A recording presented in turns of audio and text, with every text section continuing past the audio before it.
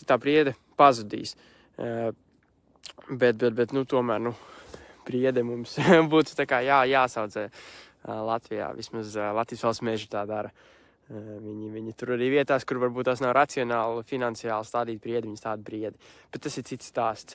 Es gribēju vienkārši parādīt, cik tas smuki tagad, tīpaši ziemā, kad nekādas lapas nav, cik skaisti izskatās un cik labi ir atjaunojies. Es redzu, ka pilns ar priedes, jaunām priedītēm.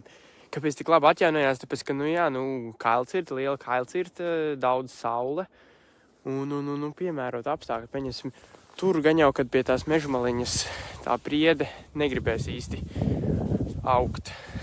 Pastīsim. Nē, tur ir ceļš, tur es tā nevarēšu parādīt. Bet, priedē patīk tādās kailcirtēs atjaunoties. Viņas tur kaut kādos, ēnainākās vietās viņai nepatīk, un tur egli būs vai bērs vai kaut kas cits. Bet jā, te pa lielam būs kaut kad jāuzties jaunošu kopšanu, un būs tas bērs jāizņem ārā, lai tā priede aug. Būs ļoti smuki. Tā kā jā.